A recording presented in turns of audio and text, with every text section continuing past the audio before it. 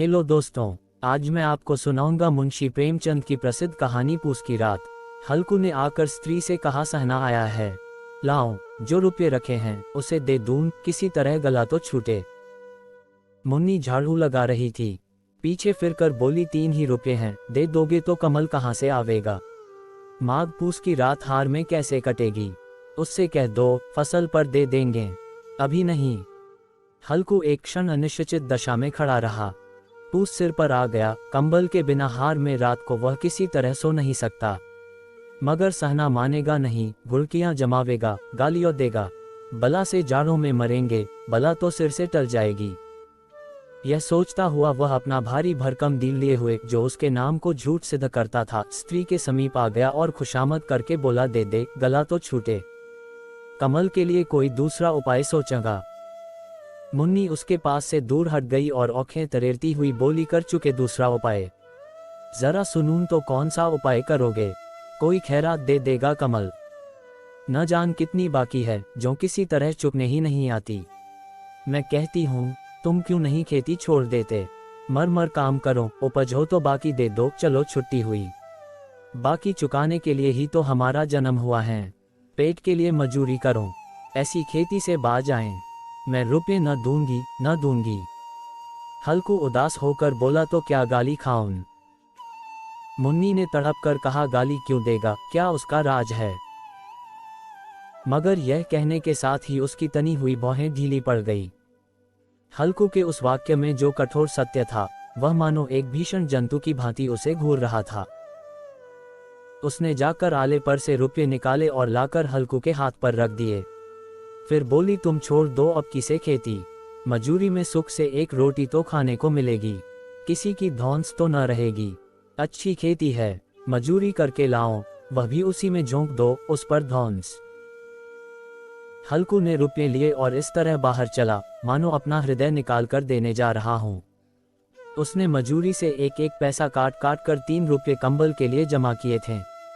वह आज निकले जा रहे थे, एक एक पग के साथ उसका मस्तक पानी दीनता के भार से दबा जा रहा था। 2 पूस की अंधेरी रात, आकाश पर तारे भी ठिठुरते हुए मालूम होते थे। हल्कू अपने खेत के किनारे ऊख के परतों की एक छतरी के नीचे बॉस के खटाले पर अपनी पुरानी गाढ़े की चादर ओढ़े पड़ा कौप रहा था। खाट के नीचे उसका संगी कुत्ता जबरा पेट में मुंह डाले सर्दी से कुंकू कर रहा था। 2 में से एक को भी नींद नहीं आ रही थी। हल्कू ने घुटनियों को गर्दन में चिपकाते हुए कहा, क्यों जबरा, जाड़ा लगता है। कहता तो था घर में पुआल पर लेट रहे, तो यहाँ क्या लेने आए थे, अब खाओ ठंड, मैं क्या करूं, जानते थे मैं यहाँ हलवा पूरी खाने आ रहा हूँ। दौड़े दौड़े आगे आगे चले आए, अब रो नानी के नाम को। जबरा ने पड़े पड़े दुम हिलाए और अपनी कुंकू को दीर्घ बनाता हुआ कहा, कल से मत आना मेरे साथ, नहीं तो ठंडे हो जाओगे। ये रान पछुआ न जाने कहाँ से बर्फ लिए आ रही हैं। उठूं फिर एक चिलम भरूं, किसी तरह रात तो कटे, 8 चिलम तो पी चुका, यह खेती का मजा है। और एक भगवान ऐसे पड़े हैं जिनके पास जाड़ा आए तो गर्मी से घबरा कर भागे। मोटे मोटे गद्दे, लिहाफ, कंबल, मजाल है जाड़े का गुजर हो जाए।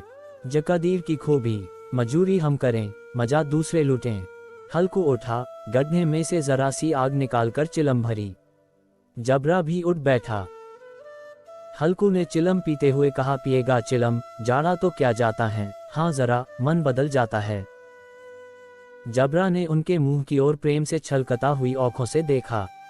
हल्कू आज और जाड़ा खा ले, कल से मैं यहाँ पुआल बिछा दूंगा, उसी में घुसकर बैठना, तब जाड़ा न लगेगा। जबरा ने अपने पंजों उसकी घुटनियों पर रख दिए और उसके मुंह के पास अपना मुंह ले गया। हल्कू को उसकी गर्म सौस लगी। चिलम पीकर हल्कू फिर लेटा और निश्चय करके लेटा कि चाहे कुछ हो अब की सो जाऊंगा, पर एक ही क्षण में उसके हृदय में कंपन होने लगा।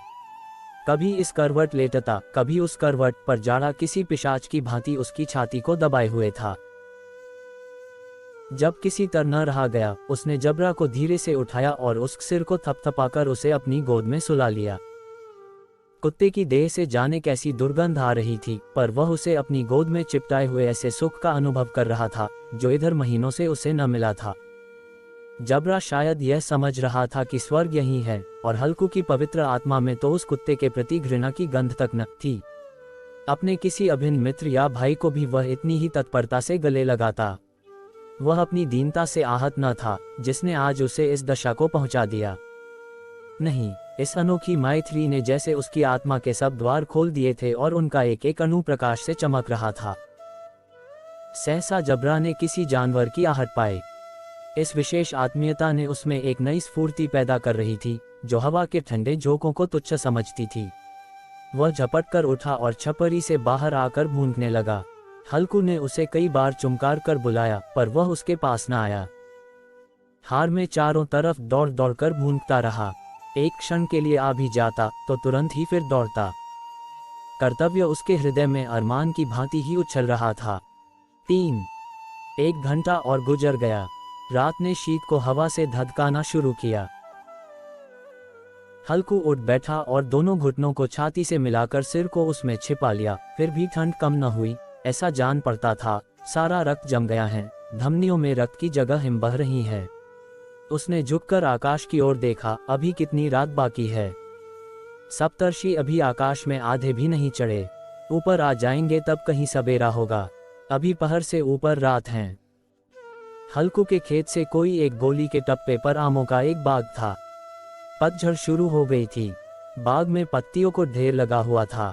हल्कू ने सोच, चलकर पत्तियों बटोरूं और उन्हें जलाकर खूब तापूं। रात को कोई मुझे पत्तियों बटारते देख तो समझे कोई भूत है। कौन जाने कोई जानवर ही छिपा बैठा हो, मगर अब तो बैठे नहीं रह जाता। उसने पास के अरहर के खेत में जाकर कई पौधे उखाड़ लिए और उनका एक झाड़ू बनाकर हाथ में सुलगता हुआ उपला लिए बगीचे की तरफ चला। जबरा ने उसे आते देखा, पास आया और दुम हिलाने लगा। हल्कू ने कहा, अब तो नहीं रहा जाता जबरू, चलो बगीचे में पत्तियों बटोर कर तापें। टौटे हो जाएंगे तो फिर आकर सोएंगे, अभी तो बहुत रात है।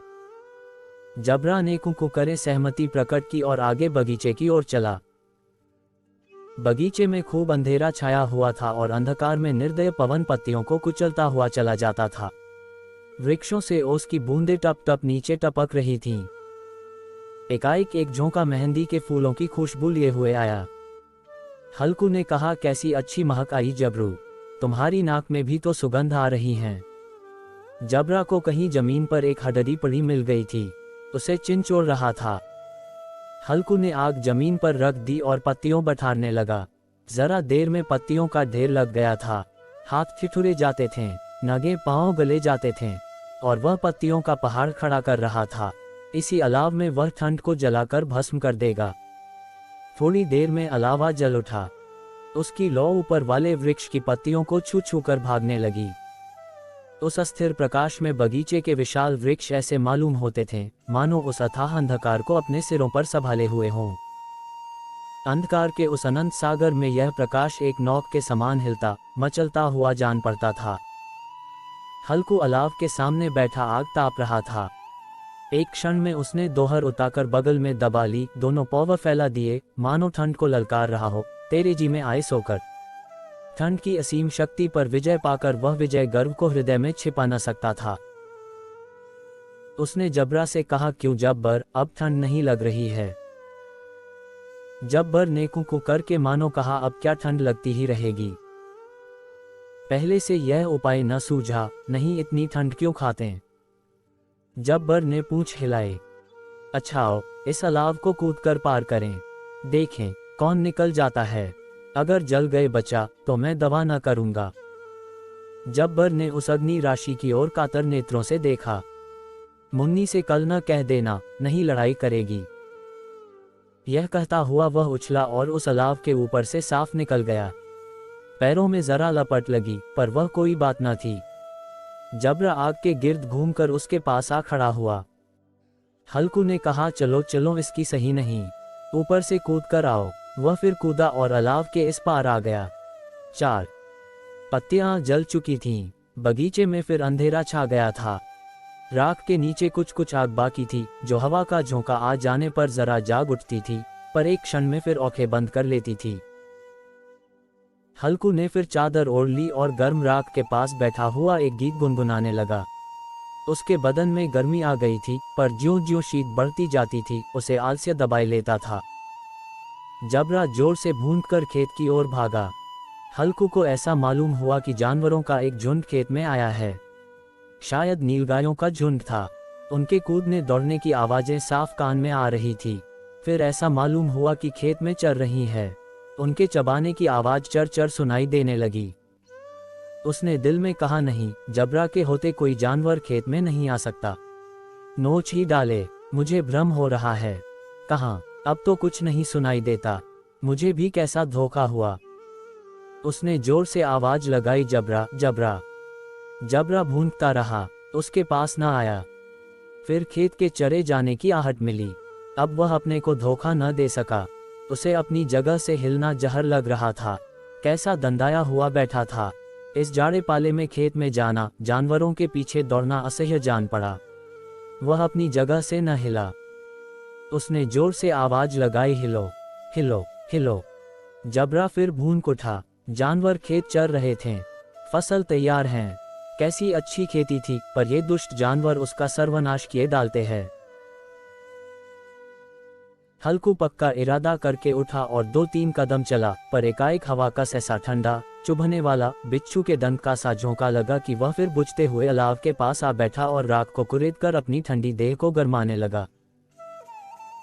जबरा अपना गला फाड़ डालता था। नीलगाय खेत का सफाया किए डालती थीं और हल्कू गर्म राख के पास शांत बैठा हुआ था। अकर्मण्यता ने रस्सियों की भौंती उसे चारों तरफ से जकड़ रखा था। उसी राख के पास गर्म जमीन पर वही चादर ओढ़कर सो गया।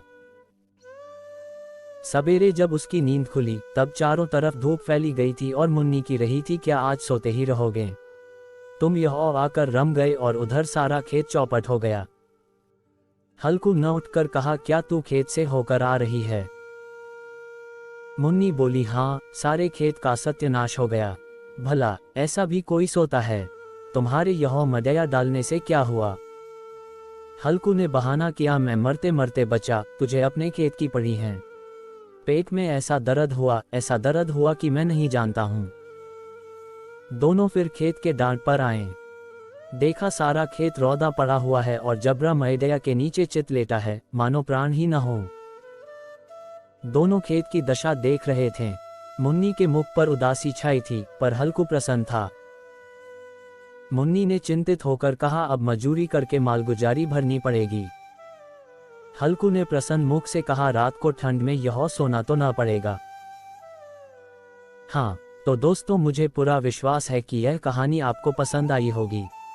इस वीडियो को लाइक करें, शेयर करें अपने दोस्तों के साथ, और ऐसी ही रोमांचक कहानियां सुनने के लिए चैनल को सब्सक्राइब करें। मिलते हैं आपसे अगली वीडियो में एक और रोमांचक कहानी।